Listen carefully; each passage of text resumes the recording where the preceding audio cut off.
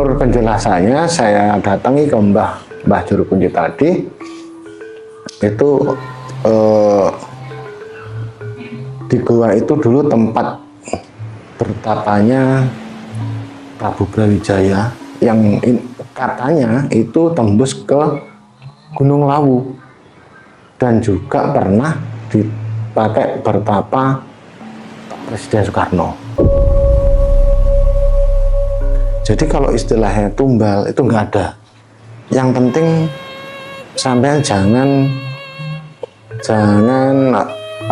mengucapkan sesuatu di luar kemampuanmu. Misalnya kalau kemampuanmu misalnya nanti dikabulkan, di sini dikabulkan, kamu pinjam 3 miliar dikasih.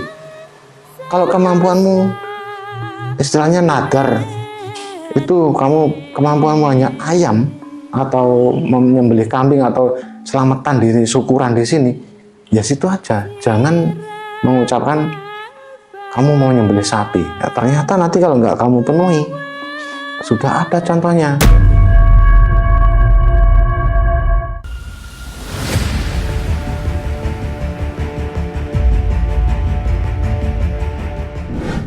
Selamat siang Sobat Ekspedisi Kang Odeng. Pada kesempatan kali ini kita ditemani oleh seorang narasumber yang bernama Mas Yanto. Mas Yanto ini akan mengisahkan di mana Mas Yanto pernah mencari pesugihan di Alas Ketonggo. Kita sambut narasumber kita. Assalamualaikum Mas Yanto. Waalaikumsalam warahmatullahi wabarakatuh, Pak Odeng. Gimana kabarnya Mas? Alhamdulillah sehat. Alhamdulillah. Dari Blitar ke sini ini ditempuh dengan berapa jam Mas? Sekitar 9 jam. Naik bis Pak Odeng. Naik bis ya? Naik bis. Masya Allah. Katanya Mas Yanto ini pernah mencari pesugihan di Alas Ketonggo. Kalau bisa diuraikan apa diceritakan, itu pada tahun berapa dan gimana awal ceritanya Mas? Ya, begini ya Odeng. Saya mencari pesugihan itu belum lama, masih tahun kemarin, tahun 2024 Pak Odeng. Jadi awalnya awal perjalanan saya itu mengalami kebangkrutan. Usaha apa dulu Mas? Usaha saya dulu sebelumnya saya seorang karyawan pabrik. Kemudian setelah pabrik tempat kerja saya itu mengalami kebangkrutan, kemudian saya mengundurkan diri, saya mencoba merintis usaha sendiri. Saya itu sebagai pedagang Pak Odeng, dagang Rajokoyo. Kemudian dalam perjalanannya ternyata tidak semulus yang saya pikirkan sebelumnya Pak Odeng. Jadi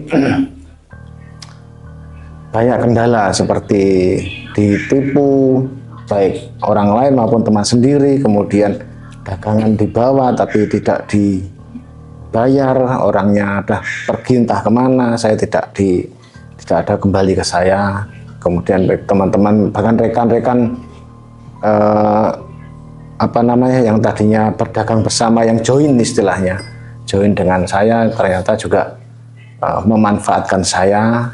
Kemudian karena persediaan tabungan saya yang tadinya ada untuk kebutuhan terpakai untuk menalangi dalam bisnis saya itu Pak Odeng.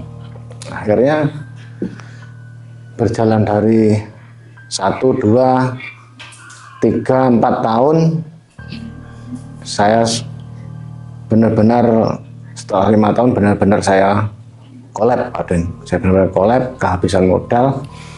Akhirnya saya mencari pinjaman ke bank Pak Odeng. Pinjaman ke bank, pinjaman itu selama setahun baru mengembalikan, begitu Pak Odeng. Nah, ternyata waktunya jatuh tempo mengembalikan ke bank itu saya tidak bisa, karena dalam usaha saya berdagang tadi tidak kunjung mendapatkan hasil. Meskipun mendapatkan hasil, tapi hanya cukup untuk kebutuhan rumah tangga, tidak mampu untuk menutup pinjaman saya di bank. Akhirnya untuk menutup pinjaman di bank, saya pinjam ke orang atau semacam koperasi simpan pinjam, tapi dengan bunga besar. Saya tabrak, saya pinjam untuk menutup di bank, kemudian bank dicairkan lagi, otomatis bertambah odeng, akhirnya untuk menutup pinjaman di koperasi tadi beserta bunganya. Akhirnya begitu terus selama 2, 3, 4 kali bunga bank dan bunga koperasi, terus hanya gali lubang tutup lubang semakin dalam. Bahkan sampai kemarin terakhir 2024 itu hutang saya semakin menumpuk, semakin banyak, dan saya semakin kesulitan. Akhirnya saya berpikir sudah pertimbangan dengan keluarga, dengan istri terutama, karena kondisi saya yang terjepit, istri ya rela nggak rela ya sudah terserah, bagaimana sampai mau usaha ya begitu.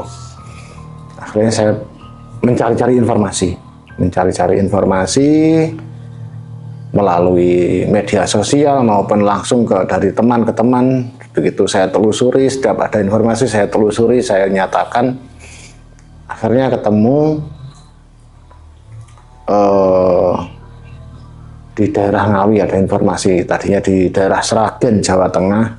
Saya datangi ke sesepuh, tidak juga memberikan hasil. Kemudian saya di Ngawi, dalam perjalanannya saya diceritakan tentang alas ketonggo. Tapi sebelumnya saya tidak paham kalau di Ngawi itu ada alas ketonggo.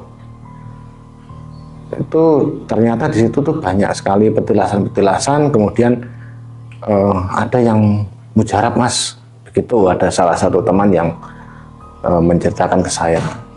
Itu ada juru kuncinya yang namanya Mbah. Ini itu prosesnya namanya pinjam uang gaib, gitu. Pinjam uang gaib bisa sampai berapa sampai mau pasti bisa.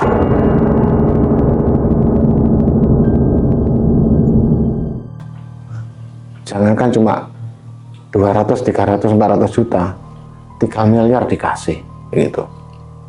Wah, saya setengah penasaran, saya cari.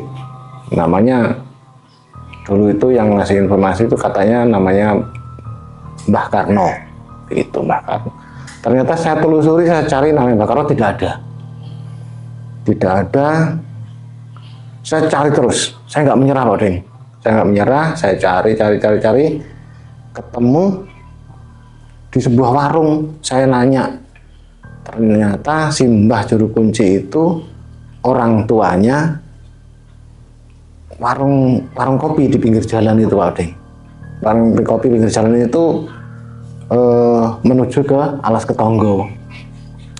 Bah, kebetulan sekali seperti ada yang mengarahkan gitu. Akhirnya saya datangi ke rumahnya, saya ketemu Mbah yang memang apa istilahnya ya juru kunci seperti itu di satu tempat. Jadi di alas ketonggo itu ternyata ada sebuah goa, ada namanya Kali Tempur, ada goa, ada petilasan, katanya itu petilasan Pak Karno Presiden, ada juga petilasan Prabu Brawijaya seperti itu. Jadi saya tertarik ke yang di goa. Menurut penjelasannya, saya datangi ke Mbah Juru Kunci tadi, itu di goa itu dulu tempat bertapanya Prabu Brawijaya yang katanya itu tembus ke Gunung Lawu, dan juga pernah dipakai bertapa Pak Presiden Soekarno.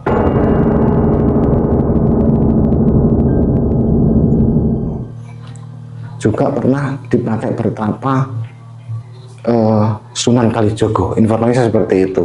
Gua apa namanya nggak tahu. namanya goanya itu goa, tidak ada namanya, hanya goa karena di situ hanya satu-satunya goa itu. Alas Ketonggo cuma itu aja Di gua. dalam, iya. Yang lain kan tempat untuk mencari di situ, tempat mencari pesugihan di situ tuh ada namanya Kali Tempur, ada tempat petilasan. Prabu Itu masuknya Brawijaya. dalam nggak dari pinggir jalan? Masuknya hutannya ke dalam. Jadi masuk ke dalam, ke hutan, itu kan jadi tempat objek wisata. Tapi itu masuk ke dalam, kemudian turun melalui sungai-sungai seperti itu, kemudian masuk ke dalam gua. Guanya itu di pinggir gunung apa? Di pinggir gunung di bawah, Di tebing. di tebing. Tadi depan mulut gua itu sudah sungai dengan batu-batu yang terjal. Kalau sepintas melihat itu, wah, ngeri, tapi di situ ada pemandangan yang bagus. Itu aja, pemandangan alam yang bagus. Itu akhirnya saya tanya ke Mbah Juru Kunci, minta keterangan syarat-syaratnya apa saja, seperti itu. Kemudian dijelaskan ada ya untuk ritual itu ada kembang 7 rupa, ada kemenyan, ada kemudian apa istilahnya candu seperti itu. Biayanya kurang lebih antara 600 ke 800 ribu. Itu akhirnya saya sampai saya pikir-pikir dulu, Mbah, kalau begitu gitu. Saya pulang kemudian saya mencari solusi gimana caranya mendapatkan uang sampai 600-800 ribu sama ongkos untuk ke sana lagi seperti itu. Akhirnya saya cari pinjaman ke teman, saya dapat, kemudian saya proses melakukan itu. Saya ketemu Zaman dari Blitar ke Ngawi ini naik apa? naik sepeda motor Sendiri. sepeda motor, karena kan sudah ketemu berdasarkan informasi tadi. Saya menelusuri, saya telusuri, bahkan saya tanya-tanya setiap ini setiap ketemu di seputar Ngawi, saya nanya, oh Alas Ketonggo di sana. Kemudian sudah mendekati Alas Ketonggo, saya tanya lagi. Saya di sekitar mau masuk ini di perkampungan masuk Alas Ketonggo, saya tanya lagi. Baru di sebuah warung kopi tadi saya ketemu si Mbah Juru Kunci tadi. Kemudian saya minta keterangan tadi. Tuh. Akhirnya saya berangkat ke menemui Mbah Juru Kunci tadi.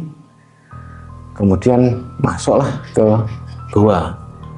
Gua itu saya seumur-umur baru itu masuk yang namanya gua itu, Pak Deng. Jadi gua itu mulutnya sangat kecil, mulut gua itu.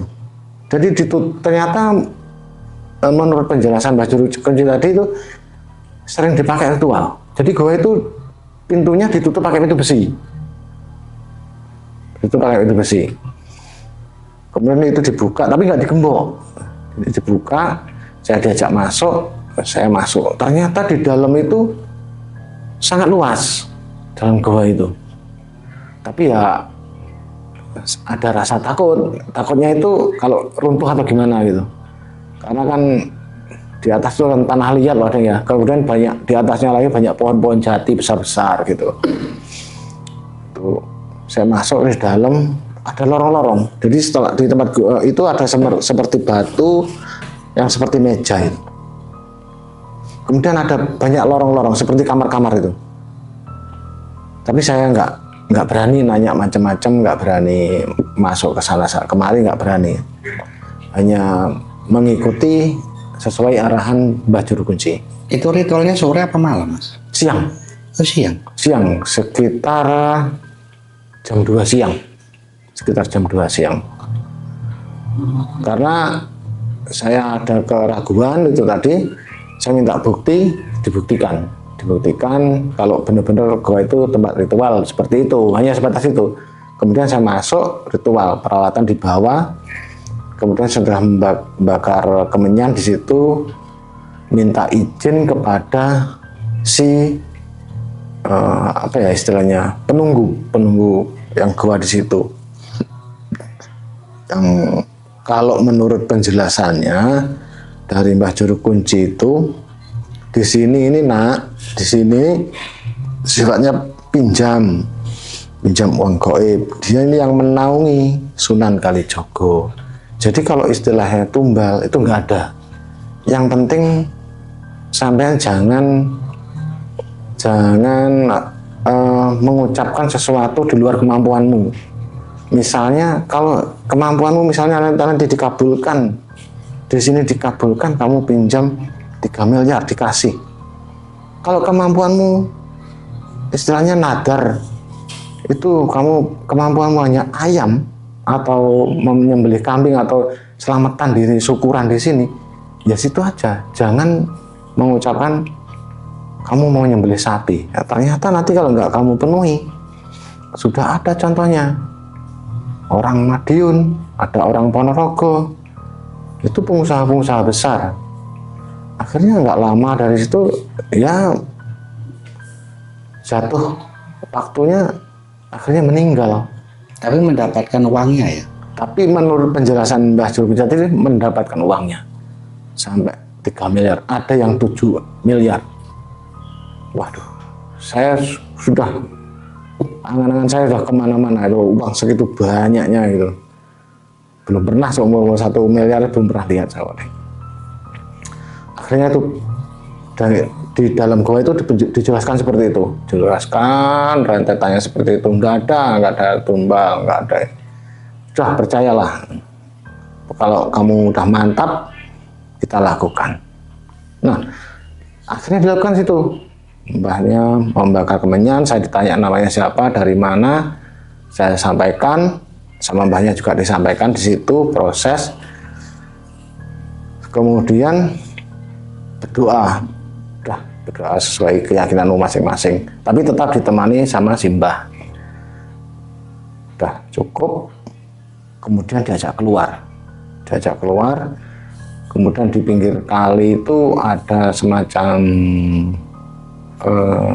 saung lah, seperti gazebo gitu, tapi ada di keramik, bagus lah, rapi itu. Sambil ngobrol sama Mbah Juru Kunci tadi, ngobrol, udah kesana kemari segala macam. Kemudian saya tanya tentang seputar itu tadi.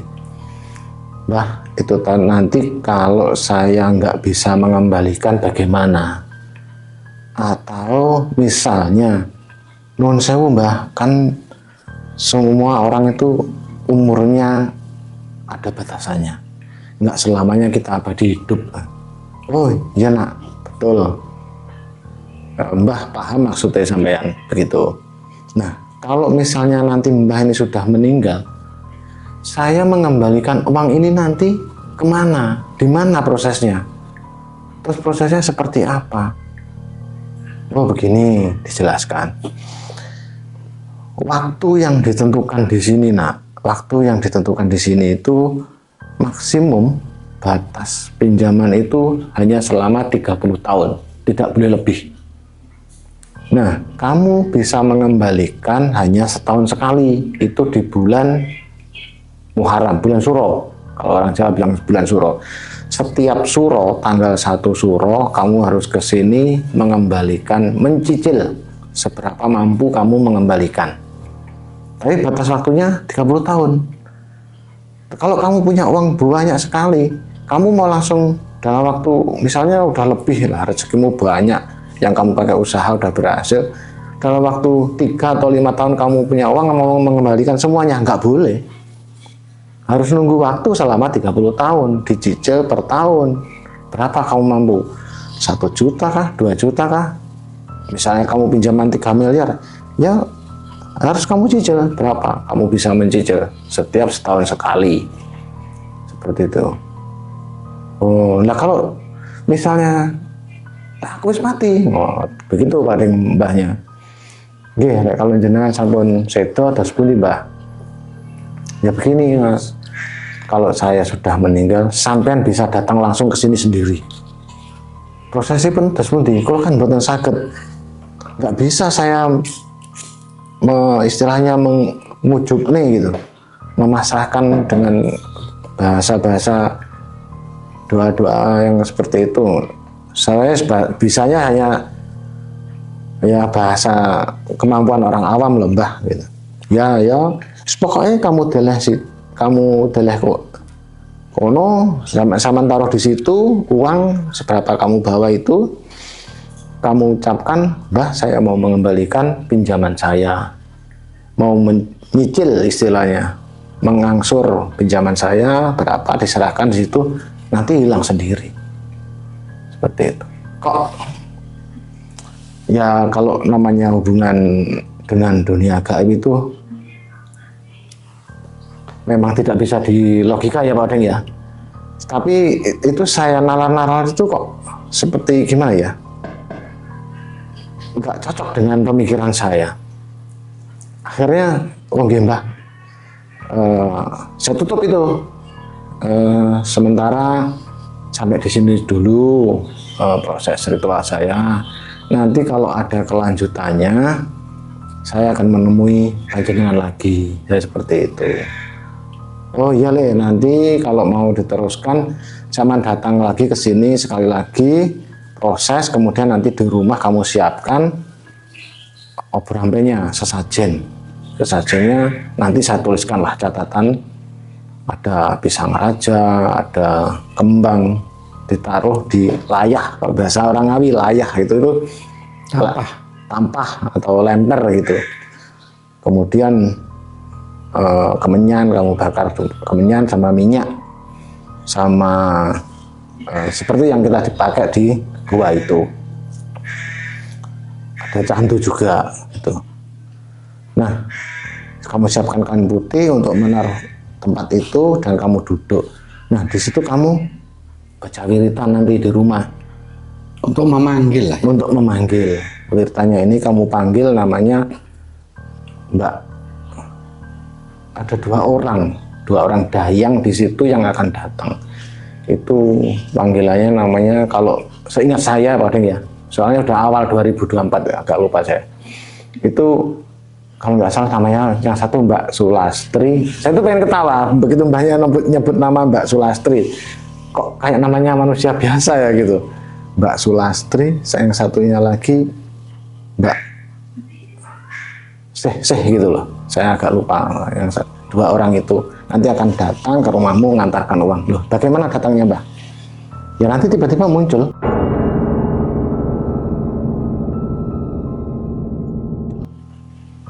Di tempat dekat kamu, sesajen yang kamu sediakan itu tadi. Kamu wiritan baca ini sama ini. Sebanyak 1.500 kali. Nah, ada ketentuannya malam ini. Seingat saya kalau nggak salah malam Kamis Kliwon itu. Oh, nggih Mbah. Nggih matur nuwun. Sementara sowan saya di situ, nanti ada kelanjutannya saya sowan lagi ke jenengan, saya bilang begitu. Nah, setelah itu saya mohon pamit, saya pulang. Kemudian di rumah itu saya pikir-pikir, kalau misalnya dikabulkan 30 miliar, ya kalau usaha saya berjalan, kalau ternyata banyak hambatan juga, saya nggak bisa mengembalikan bagaimana? Sedangkan hutang di bank, yang dunia kita sendiri aja, hanya sekian ratus juta, saya sudah kebingungan. Kalau segitu banyaknya, sampai miliaran, kemudian hubungannya dengan goib, apa nggak lebih ribet loh Deng? Begitu kan pikir saya. Sedangkan di bank aja dengan orang-orang itu sudah cukup bikin pusing, udah bikin kita nggak bisa tidur dan lain sebagainya, nggak enak makan karena kepikiran si utang tadi ya, yang nilainya notabene lebih kecil daripada yang akan kita kejar tadi gitu, yang miliaran tadi. Terus 1 hari 2 hari masih saya pikirkan. Nah, tiba waktunya, saatnya saya ke sana.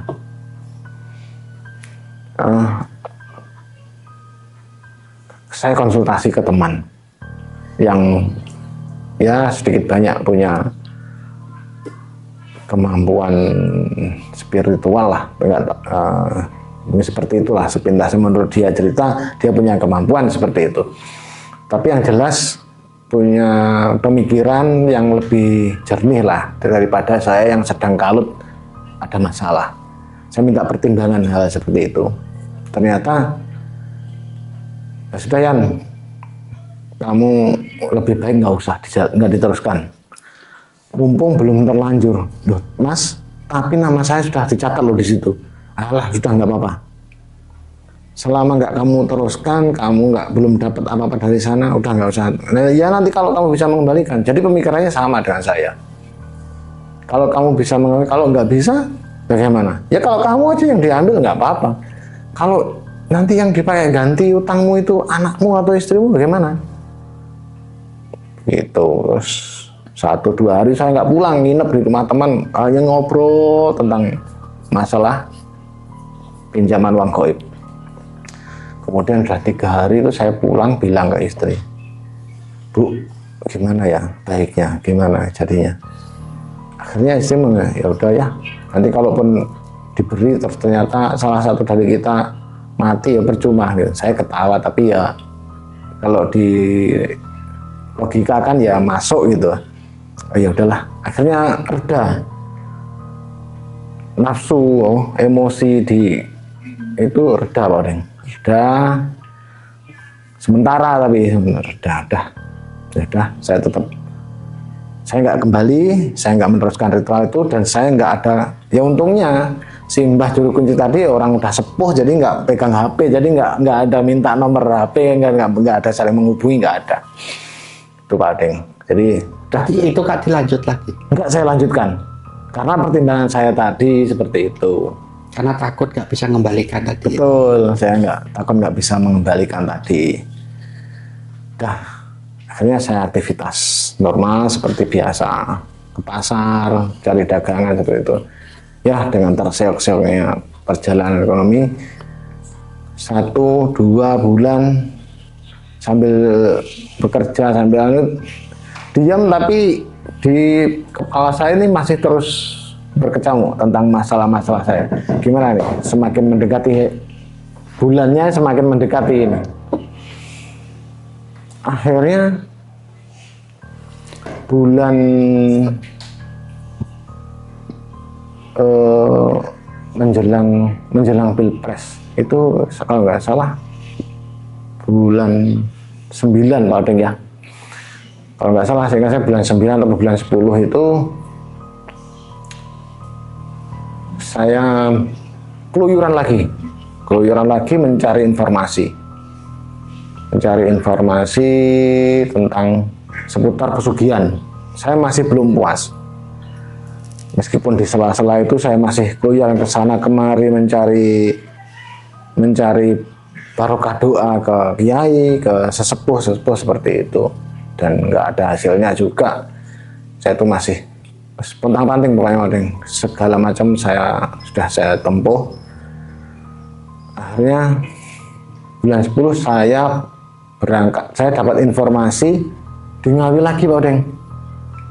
Di Ngawi lagi itu informasinya tentang minta, jadi bukan pinjam, minta uang ke gaib. Terus di mana itu mencari, itu masih saudara lah, kasih info ke saya, dan di sana ada. Nah, juru kuncinya itu masih ada hubungan saudara dengan keponakan saya, seperti itu. Di mana Mas? Di sana. Tak carikan informasi, tunggu maksimal 1 minggu, nanti tak kasih info. Itu baik pun. Nanti tak kasih info, kamu kesini. Oh ya siap. Saya dikabari, kamu kesini sekarang. Nah, saya ke Ngawi lagi. Naik motor lagi ke sana? Naik motor lagi. Itu perjalanan berapa jam Blitar Ngawi? Dari Blitar Ngawi itu sekitar 3 jam. Kalau dekat ya? Ya kenceng Pak Deng. Kalau santai ya 4 jam lah. Kalau agak cepat itu 3 jam. Ngawi kebetulan itu Ngawi agak ke timur, bukan barat. Jadi kalau dari Alas Ketonggo itu masih ke arah timur, timurnya kota. Tapi kalau Alas Ketonggo itu sekitar sebelah baratnya kota, seperti itu. Jadi itu kalau Alas Ketonggo itu di baratnya kota, kalau yang ini tempat yang baru ini di sebelah timurnya kota. Jadi udah hampir perbatasan dengan Caruban. Itu kalau udah Ngawi Timur. Itu pas saya datang hujan-hujan saya nekat orang. Sendiri juga. Pokoknya istri ngizinin berangkat saya. Modal 100.000 buat beli bensin, udah PP, udah perut lapar nggak dipikir. Yang penting buat beli bunga telon kalau di sana. Syaratnya itu bunga telon sama dupa. Ya itu aja. Wah ringan. Sampai nanti ngasih ke syarat lah ke juru kuncinya seikhlasnya gitu. Dia memang nggak mematok harga. Kalau kita punya uang 300.000 sudah bisa berangkat saya. Udah berangkat, ternyata sampai di Ngawi itu sudah maghrib. Saya selepas asar itu berangkat, udah kenceng naik motor sampai Ngawi maghrib. Ternyata dapat informasi anaknya si juru kunci ini meninggal, Waring. Itu pertama kali anaknya juru kunci meninggal. Gagal akhirnya saya pulang nunggu, ya paling enggak ini kamu kesini lagi ya Nian, nanti setelah 7 harinya lah, soalnya masih situasi berduka, nanti nggak enak seperti itu. Oh iya mas gitu. Akhirnya pulang Blitar, nunggu 7 hari lebih, akhirnya 2 minggu lah. 2 minggu saya telepon ke saudara itu, mas gimana? Ya udah kamu kesini, ya berangkat ke Ngawi. Oke mas, siap. Saya beli kembang telon, bawa dupa, sama oh iya bawa rokok 2 bungkus, rokoknya Surya. Oh iya, bawa. Berangkat, kemudian berangkat ke Ngawi lagi. Berangkat ke Ngawi, akhirnya bisa ketemu Pak Oden. Bisa ketemu dengan mbahnya.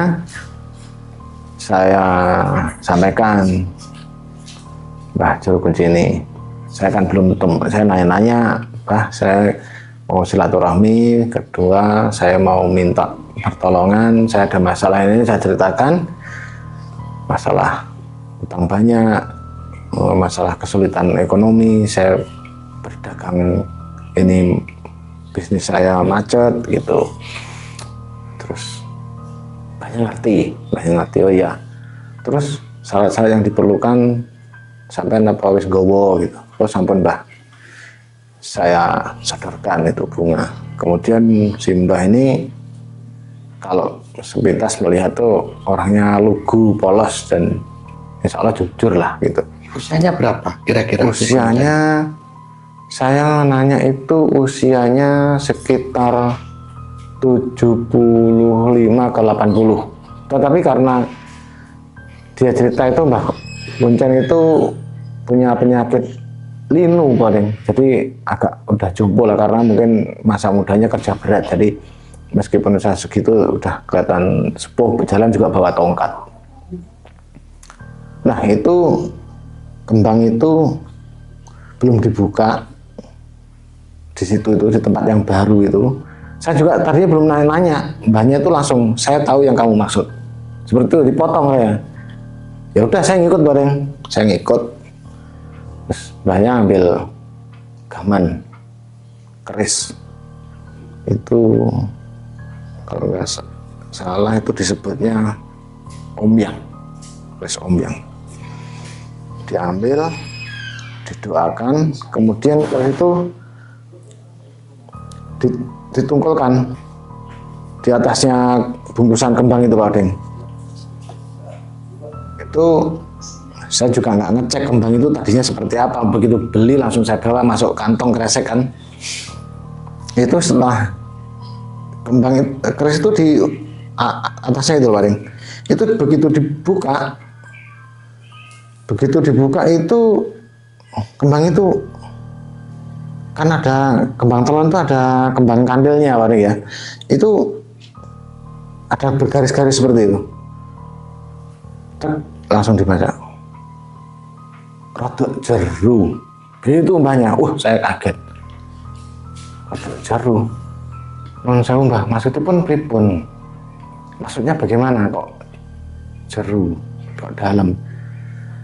Ya nggak tahulah, rezeki itu yang menentukan yang maha kuasa leh, tapi kelihatannya rezekimu itu masih jauh seperti itu, tapi kita berusaha saja gitu. Nah, Mbah ini tetap belum menceritakan yang dituju itu siapa, itu belum menceritakan tempatnya di mana, saya juga nggak tahu. Ya udah, ayo kita berangkat. Loh, tapi nih Mbah, ke tempat ritual yang sebenarnya. Kembang itu dibungkus lagi, kemudian berangkat naik motor. Mbahnya saya bonceng berdua. Itu sudah habis sisa lah, sekitar jam 7 dan 8 malam. Itu berangkat naik motor, itu kurang lebih dari rumah mbahnya itu ya sekitar 1 kiloan lah, 1 kilo dari rumahnya ke tempat itu. Masuk ke sebuah pemakaman umum. Kok pemakaman umum malam hari? Terus turun, situlah tempatnya itu. Jalan masuk ke dalam area pemakaman. Nah, di area pemakaman itu ada pohon besar. Saya nggak tahu itu pohon apa karena malam, saya ke situ juga tiap malam. Situ baru mbahnya menyebut sini tempatnya ritual, nanti saya doa mengucap, sampean juga nanti setelah saya kasih kode, saya kasih arahan, kamu mengucap kamu minta apa, seperti itu. Nah di situ bawah pohon itu suguh istilahnya, jadi bunga itu bakar kembang, bakar dupo, kembangnya dibuka, kemudian pasrah, suguh pasrah. Disebutnya itu di situ Mbah Bendewo, Bu Wewe dan Mbah Buto Ijo, seperti itu. Saya cuma mendengarkan bagaimana interaksinya Mbah Juru Kunci ini kepada yang tinggal di situlah, si makhluk di situ. Pertama itu saya agak parno lah, pikiran saya itu karena di tempat pemakaman kan, malam-malam. Itu terus ditinggal sama mbahnya apa? Tidak, tetap berdua. Oh berdua. Tadi nggak lama, tetap ditemani berdua. Kemudian saya diajari mengucapkan ini, kamu minta apa? Saya bilang minta rezeki, duit. Udah kamu minta berapa, kamu sebutkan di situ.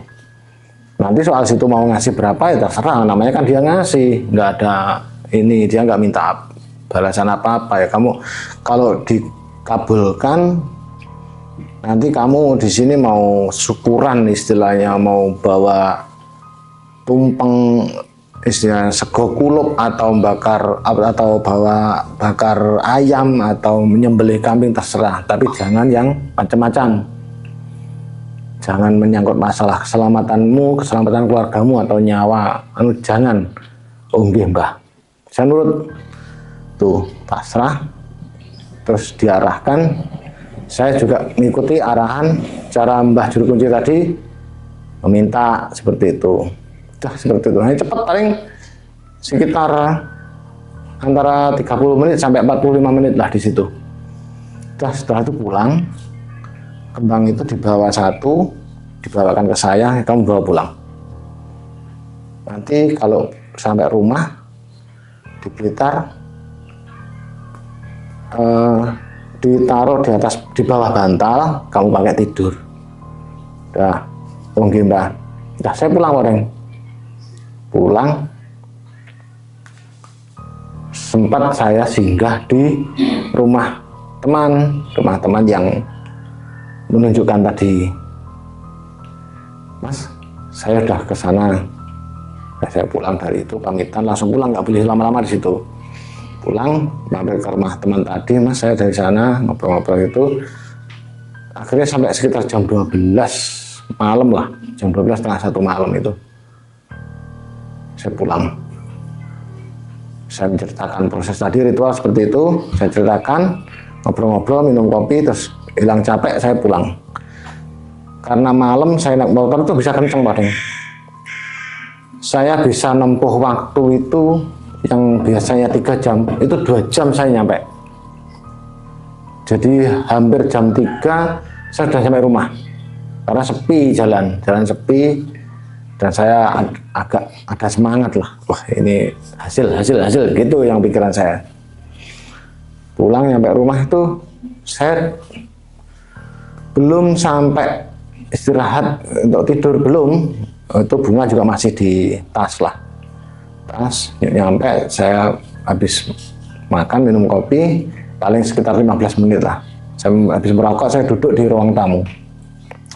Di ruang tamu sebelum tidur itu masa saya istirahat bentar gitu. Itu seperti apa ya? Setengah kesirep gitu, ngelip. Setengah tidur, setengah sadar gitu. Kok ya, seperti ada bayang-bayang ada orang gitu berseliweran di dekat saya gitu. Terus akhirnya saya terbangun. Loh, apa? Kaget itu. Tapi udahlah, udah diem. Di rumah kan orang semua tidur. Saya cek di kamar orang tua, di ibu, bapak semua tidur, anak istri semua tidur. Oh, ya pikiran saya mungkin mbahnya yang di sana tadi mungkin ikut saya pulang gitu. Pikiran saya. Akhirnya bunga saya ambil, saya taruh di bawah bantal, saya tidur. Tidur itu nggak ada reaksi apa-apa. Besoknya nggak ada apa-apa. Mimpi juga nggak ada tanda apapun. Cuma tadi itu udah berlalu. Itu hari pertama saya ritual itu hari malam Kamis, karena di situ tuh syaratnya harus hari malam Kamis sama malam Senin, Pak Odeng. Pertama saya ambil tuh karena saya sebisa waktu saya gitu. Saya pertama malam Kamis, kemudian malam Seninnya saya berangkat lagi. Wah, mungkin ini belum ada hasil, saya berangkat lagi lah. Saya berangkat lagi, saya mampir ke tempat saudara. Mas, kok nggak ada reaksi ya? Sampai Ngawi saya mampir ke rumah saudara. Berangkat lagi, loh kamu kesini lagi? Ya, saya mau ritual lagi, Mas. Terus belum ada hasil. Oh, ya udah terserah, ya udah terusin. Saya lagi sowan lagi ke mbahnya. Saya ceritakan pengalaman pertama tadi seperti itu. Saya ceritakan, jawaban mbahnya, ya Le, di sini ini paling enggak ya harusnya 7 kali gitu rata-rata, tapi ada yang 3-4 kali, ada yang 2 kali udah berhasil, ada yang 5 kali berhasil, seperti itu. Oh gitu Mbah, ya. Akhirnya itu saya bawa alat yang sama, dupo dan bunga itu saya bawa, dan ya sesajanya saya bawalah. Akhirnya malam Senin itu nyampe di rumah mbahnya itu udah sekitar jam 10 malam. Mbahnya itu sudah istirahat karena orang sepuh lah, udah istirahat. Sempat saya gedor-gedor itu, baru mbahnya bangun. Tapi yang mbahnya orangnya sabar kok, jadi nggak ada masalah saya bangunkan malam-malam. Dia udah hafal sama saya, oh ini yang dari Blitar, nggih Mbah gitu. Oh iya, monggo masuk. Bikinkan kopi, saya minum. Terus kemudian mbahnya tuh doain kembang itu tadi seperti ritual pertama. Udah yuk berangkat. Kelihatannya sudah agak dekat. Itu dia lihat bunganya itu tadi, oh kelihatan udah agak dekat. Semoga ada hasil. Oh nggih Mbah. Alhamdulillah, amin. Berangkat lagi, ritual lagi kedua kedua itu lebih singkat. Saya nyampe situ sekitar jam 10 itu. Setelah ritual ke tempat yang sama di bawah pohon tadi, pulang lagi itu sampai rumah mbaknya itu udah jam 11. Jadi 1 jam hanya proses tuh. Jam 11, kemudian mbaknya ini saya menghabiskan kopi, terus saya mohon pamit lagi pulang ke Blitar Pak. Jam 11 pulang, jam setengah 2 sudah sampai rumah. Dan kebetulan saya agak capek, langsung itu kembang itu udah nyampe, langsung saya bersih-bersih, terus istirahat, tidur. Itu kembang itu saya taruh di bawah bantal, saya tidur. Plek. Itu saya mimpi Pak Odeng. Mimpi saya itu ketemu dengan Mbah Juru Kunci itu, tapi rumahnya bukan rumahnya itu, udah beda rumah gitu. Saya ketemu, dalam mimpi saya itu ketemu Mbah, seorang nenek tinggi besar, pakai baju putih, pakai kain jarik itulah, kayak orang wanita zaman dulu lah, tapi nggak pakai kebaya, pakai baju putih gitu. Tapi lusuh dan kotor. Baju putih tapi kotor banyak, noda-noda kotoran gitu, juga rambutnya agak acak-acakan kayak gitu-gitulah. Kulon wun, saya bilang itu. Kulon wun, sampai 3 kali baru dijawab. Monggo. Buka lawang. Jadi pintu rumahnya itu 2, double gitu, pintu kayu sama kaca. Dalam mimpi saya tadi Pak Deng ya, kaca. Kemudian itu tuh muncul nenek-nenek itu tadi, di depan ada anak kecil laki-laki kira-kira usia 8-9 tahun. Terus nenek-nenek tadi kurang lebih usia 72 tahun lah menurut dalam mimpi saya tadi. Mbah nuwun sewu, kula saking Blitar. Nami kula Yanto. Oh, iya nak. Mbahnya wis pesen gitu. Jadi mbahnya sudah pesan pakai bahasa Jawa. Beliau ngomongnya ke saya itu pakai bahasa Jawa Pak Deng. Mbahnya wis pesen, kalau pesanan sampean ada di gubuk di sana. Jadi ternyata menurut dalam ini perasaan saya, rumah itu madep ke selatan. Nah, di sebelah pojok barat itu ada gazebo, seperti gazebo itu. Pesanan sampean ada di sana, saya akan diambil. Mbahnya lagi keliling ke warga, istilahnya ngambil jemputan gitu. Terus saya nyampe belum ngobrol banyak itu, mbahnya itu tadi udah tahu masuk kedatangan saya ke situ ternyata dalam mimpi saya itu tadi. Nah, saya datangi ke gazebo itu ada uang itu 1 karung Pak Deng. 1 karung. Ada ratusan ribu sama 50-an ribu. Penuh. Saking penuhnya itu sampai saya tekan biar padat gitu kan. Biar bisa saya bawa, maksud saya. Terus saya ambil, saya bawa pulang naik motor. Tapi belum sampai nyampe rumah, saya udah kebangun. Maksudnya ngimpi itu belum sampai rumah sudah kebangun? Dalam perjalanan bawa uang pulang, itu belum sampai rumah saya bangun. Ternyata udah menjelang subuh, udah sholat itu, udah ini menjelang subuh saya kebangun. Tuh, hanya sampai di situ. Itu malam Senin, kan pertama malam Kamis, kedua malam Senin. Akhirnya malam Kamis saya berangkat lagi Pak Deng. 3 kalinya? 3 kali. Saya berangkat lagi, naik motor lagi, bawa peralatan yang sama, terus proses lagi. Nah, ada keanehan di yang ketiga itu. Malam pertama saya proses, di kembang kantil itu ada seperti gosong-gosong. Itu ada 4. 1, 2, 3, 4 garis-garis gitu.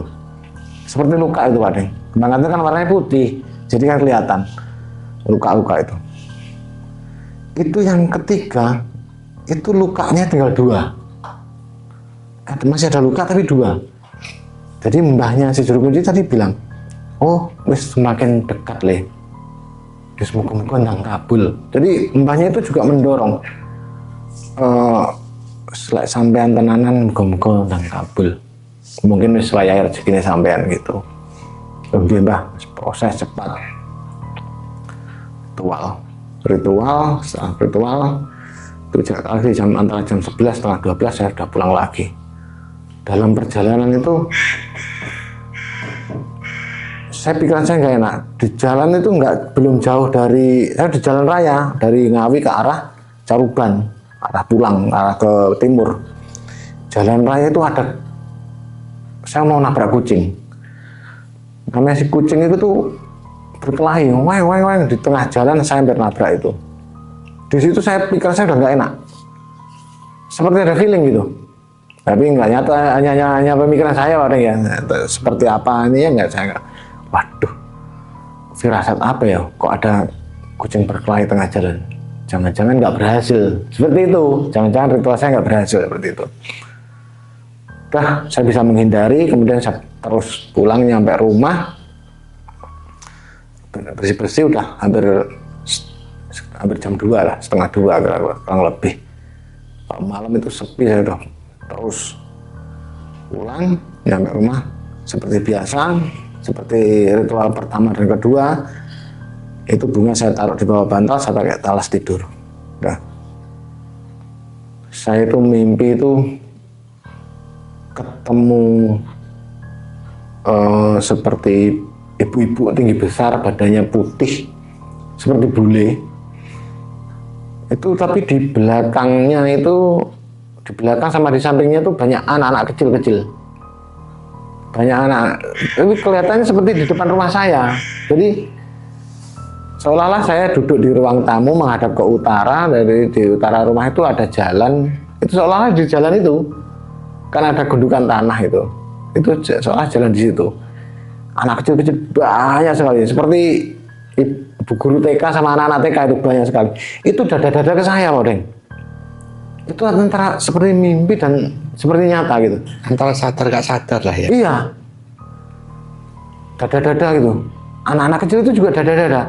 Tapi si ibu-ibu seperti bule tadi itu bajunya putih semua. Pakaiannya putih semua. Kalau yang anak kecil-kecil itu cuma pakai cawet itu loh, kayak di film-film itu, tuyul-tuyul gitu loh, Pak Deng. Kok semuanya kayak gitu? Jadi heran saya, tapi nggak ketemu jawabannya. Kok dada-dada ke saya terus pada senyum gitu. Apa ini?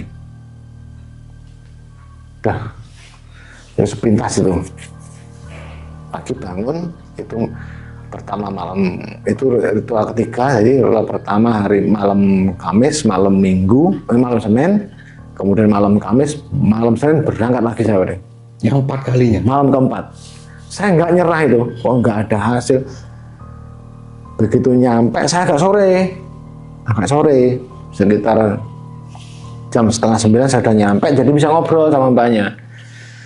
Semua yang saya alami di perjalanan, maupun dalam mimpi antara sadar dan tidak sadar, saya ceritakan semua ke mbaknya. Niku firasat nopo mbah? Nopo enten kaitane kalian mriki? Yo kuwi berarti mbah kuwi wis rono, wis survei nang omahe sampean. Begitu. Jadi arep ngeteri pisan. Lah terus niku kok dada-dada rumah saya menghadap ke utara. Dalam mimpi saya tadi, saya menghadap ke utara dan itu berjalan, si ibu sama anak-anak kecil banyak tadi berjalan ke arah barat. Berarti kan pulang, Mbak. Kami kan barat, saya bilang. Banyak kan jawab, Pak Deng. Nggak memberi jawaban. Loh, apa ya? Sampai sekarang nggak ada jawaban. Terus kok nggak ada berhasil? Terus saya ketemu kucing berkelahi di tengah jalan itu. Nggak dijawab. Mungkin nggak punya jawaban, tapi nggak mau menyampaikan lah. Mungkin karena saya yakin banyak itu punya kemampuan. Terus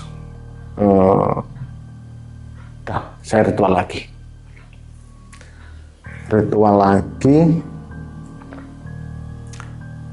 Yang keempat, udah saya pulang, tidak ada mimpi tidak ada, nggak ada firasat apapun. Nah, malah yang mendapat firasat itu teman saya, Odeng. Teman saya itu mimpi, katanya saya itu diborgol sama polisi. Diborgol sama polisi, terus saya dipanggil-panggil sama teman saya itu, saya nggak nyaut. Jan, ini loh, kamu sini, kamu mau ngapain kamu dibawa polisi gitu. Saya tuh nggak jawab, saya mah tetap ngikut sama polisi-polisi itu. Nah, ini loh, ini duitmu, duit yang kamu minta sama kemarin di situ, kamu ritual. Ini loh duitmu. Itu katanya teman saya itu, duit itu 1 karung, seperti mimpi saya yang ritual kedua, seperti itu. Tapi saya nggak menyaut, saya dipanggil-panggil itu, saya terus saja, saya diborgol, dibawa polisi. Nah, setelah itu teman saya mengalami sakit, Pak Odeng. Mengalami sakit, seperti sesak, antar sesak, seperti orang halusinasi, seperti itu. Akhirnya teman saya itu mencari pengobatan ke alternatif atau ke seorang kiai gitu. Saat proses pengobatan itu pakai seperti piring kecil itu, lepek itu di situ tiba-tiba muncul bulu katanya. Saya juga nggak tahu persisnya seperti apa, muncul bulu seperti rambut orang itu. Nah, itu jangan diteruskan, itu urusannya sama genderuwo, seperti itu. Teman saya itu yang, ya udah kamu jangan teruskan. Terus baru teman saya ini bilangnya, saya telepon, kamu kesini, ada masalah penting. Tuh. Ada apa mas? Pokoknya penting, kamu sini. Saya ke Ngawi, Pak Ding. Ke Ngawi, saya nyampe diceritakan semuanya itu. Mimpi dia diceritakan, itu tadi saya yang mimpi saya diborgol dan lain sebagainya. Terus dia sakit, dia mengalami itu tadi. Katanya setiap dia sholat, setiap wirid itu seperti ada makhluk-makhluk yang seperti bayang-bayang dan lain sebagainya lah, itu mengganggu dia. Seperti itu. Katanya si makhluk yang tempat saya ritual itu tadi ternyata ke situ, singgah di rumah teman saya. Jadi nggak ikut saya ke Blitar. Karena sampean mampir ke rumah. Karena saya mampir. Ini nggak boleh setelah ritual mampir-mampir itu. Iyalah, saya kan nanya ke ini Pak Odeng, ke Mbah Juru Kuncinya. Nggak apa-apa, mampir nggak apa-apa, tapi nggak usah nginep di situ. Itu, kamu pulang besok, pokoknya kamu nggak tidur di situ. Itu katanya. Waduh, ternyata tinggal di situ, si makhluk itu di situ. Katanya uang di situ, tapi hanya dalam mimpi, nggak wujud itu loh, duit itu nggak wujud. Terus malah dia sakit dan lain sebagainya, karena sampean yang nunjuk. Jadi kata kiainya itu karena sampean yang menunjukkan, sampean yang kena imbasnya.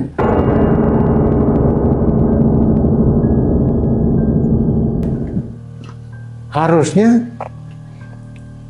sampean nggak ikut ke sana, ya menunjukkan yang ini yang berangkat dia sendiri. Tapi kan kalau nggak ini, saya nggak ikut Pak, katanya. Iya, tapi kan dia singgah di rumahmu, harusnya nggak boleh. Oh, gitu. Akhirnya diobati lagi berangsur-angsur sembuh. Terus saya, dah kamu jangan teruskan. Oh iya udah mas, saya nggak teruskan. Kemudian saya berhenti sekitar 1 atau 2 bulan. Setelah 1-2 bulan itu saya berangkat lagi, Pak Deng. Jadi saya lanjutkan, saya berangkat lagi. Yang tadinya kan sama teman saya itu nggak boleh berangkat, saya nurut gitu. Tapi akhirnya yang kelima itu saya berangkat ke rumah Juru Kunci yang tempat saya ritual itu. Soalnya sudah 2 bulan itu kan udah waktu yang lama Pak Deng ya. Udah jeda gitu, sudah saya nggak pernah bahas lah. Kalau ketemu atau gimana, kalau saya ada perdagangan di daerah Ngawi itu, saya mampir ke rumahnya, tapi udah nggak pernah membahas tentang pesugihan, tentang ritual-ritual udah nggak pernah saya bahas. Diam-diam saya berangkat, karena sudah makin kalut kan, waktu makin dekat. Itu bulan kemarin, bulan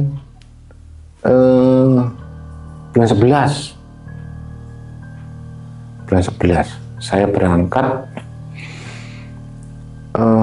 diem-diem saya nggak ngasih tahuin teman saya beli alat, saya nggak ada yang kasih tahu, pokoknya saya ada urusan ke Ngawi gitu, bilang keluarga.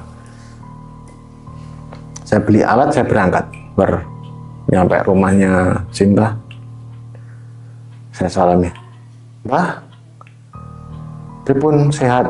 Alhamdulillah sehat. Sinten iki? Ngoten, Mbah sudah agak lupa karena udah sepuh. Dari Blitar, Mbah. Oh, gitu.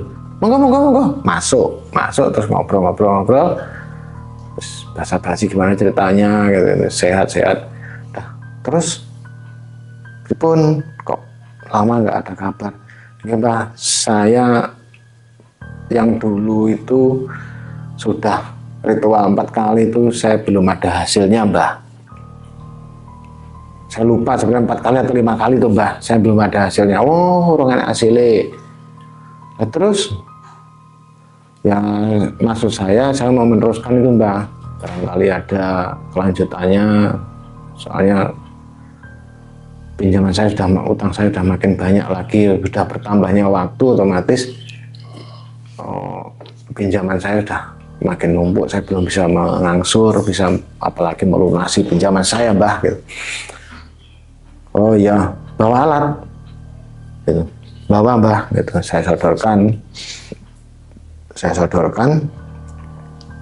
terus ayo berangkat seperti biasa, itu dirituali di rumah, kemudian berangkat ke tempat itu. Mbahnya itu mengucap seperti seolah-olah itu marah di situ, Mbah. Si Mbah itu seolah marah kepada si makhluk yang di situ. Kowe dijaluki tulung karo wong Blitar ora tenanan. Ya seperti itulah, marah-marah. Kok ora mesakne, ngono. Seperti itulah. Kok ora mesakne, adoh-adoh. Saka Blitar yang Ngawi wong jaluk tulung ngono wae. Lek duit 200 juta nang 300 juta lo kanggemu kan gampang. Kowe iso njukuk teko ndi wae. Kok balekno kowe lho iso golek maneh. Masa ya ora duwe welas asih karo wong Blitar ado-ado rene kesel gitu. Seperti ngomong dengan manusia lah gitu. Diucapkan itu. Terus habis marah-marah situ, hari suguh, iki tenanan iki wong Blitar Bong Dupo lah, orang Bong Dupo berarti orang tenanan. Saya kira Bong Dupo ini berarti tenanan. Kabulno, gitu. Ayo bakar dupa, terus ritual, berdoa, sekitar kira-kira setengah jam, terus pulang. Saya pulang lagi, kok nggak ada tanda-tanda apa lagi. Itu malam Senin, terus malam Kamis saya berangkat lagi. Saya cobalah, mungkin kurang apa ya syaratnya, saya bawa gula, saya nggak enak, kasihan di situ tuh cuma orang tua aja, Mbah Wedok sama Mbah Lanang itu berdua aja, orang sepuh yang nggak tahu penghasilan sehari-harinya apa tuh Pak Odeng.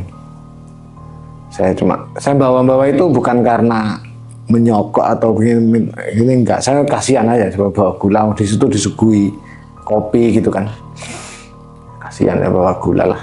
Terus bawa rokok memang syarat ya, bagian dari syarat itu memang rokok, kembang sama dupo. Itu saya bawa, yang berarti ke-6 kali kalau saya hitungan, yang mungkin 4 kali, yang ke-6 kali saya ritual lagi. Terus pulang gak ada apa-apa, sampai sekarang ini kok nggak ada reaksi apa-apa, nggak ada tanda-tanda apapun. Terus enak coba lek neng omah ngebongo dupo, dilihat di rumahmu sebelah kanan rumah itu ada ininya, ada orangnya. Apa kamu punya tanaman, istilah petetan itu tanaman semacam tanaman yang di ini ya, di dalam pot, yang di pot tapi di bonsai lah, seperti bonsai. Saya langsung kepikiran, oh ya di sebelah rumah tuh ada pohon beringin kecil yang potnya itu pot plastik seperti ember itu Pak Deng. Itu pohon beringin itu sudah puluhan tahun tapi masih kecil aja, nggak dibonsai tapi memang nggak dirawat gitu loh. Di sebelah rumah itu ada itu. Saya langsung pikiran saya ke situ. Begitu. Katanya simbahnya ini. Nah simbahnya itu bilang hanya menyebutkan tanduran sing petetan sing ora kaya kancane. Jadi memang itu pohon beringin itu satu-satunya. Itu sebenarnya nggak ada kesengajaan, itu memang dibuang sebenarnya. Tapi dulunya itu memang saya rawat di pot, saya tuh pengen bikin bonsai gitu, tapi udah terabaikan lah gitu. Di sebelah kanan rumah memang ada pohon itu.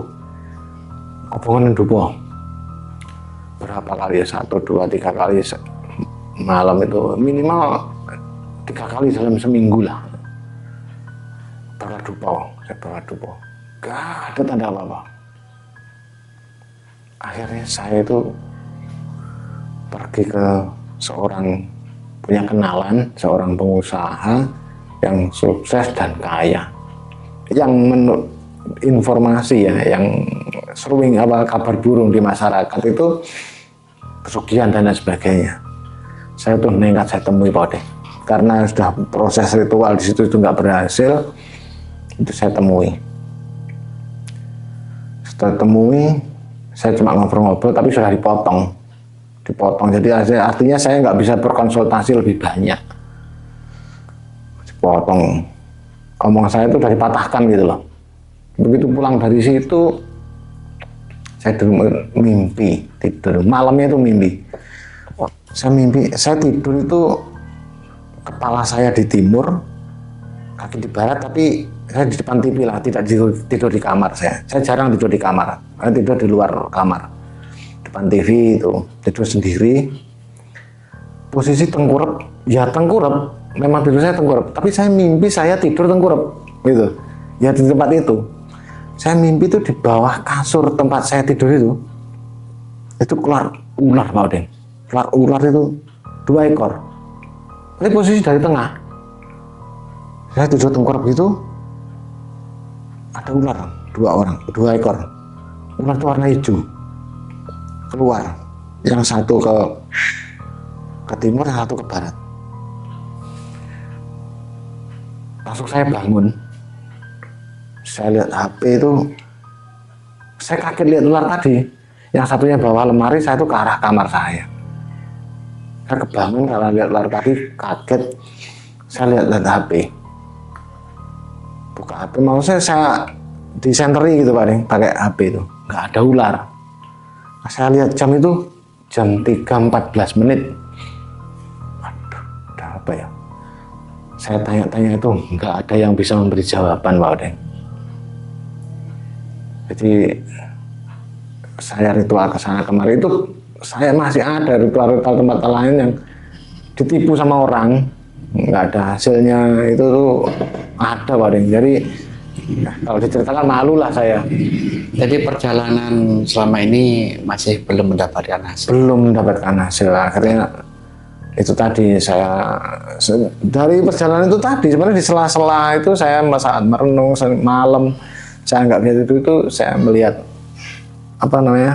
YouTube Kang Odeng lah, nonton itu kok jadi saya cerna apa ya kan saya dalami, saya pikirkan, mungkin kalau saya sowan ke Kang Odeng bisa ditolong, bisa mendapatkan pertolongan, bisa diberi informasi atau apa.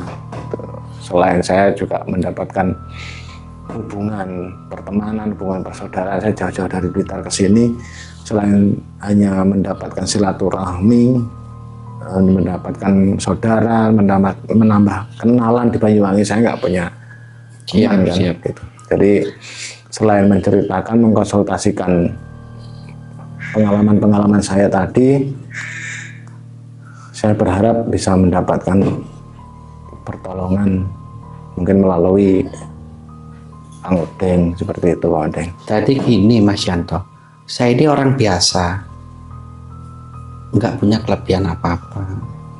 Saya ini juga bekerja mencari uang. Ya. untuk dunia ini. Ya saya kerja pakai akal saya, ya bekerja secara manusiawi kan gitu. Iya. Ya. Tapi saya itu tidak pernah menyarankan orang untuk mencari ikhtiar ke bangsa goib.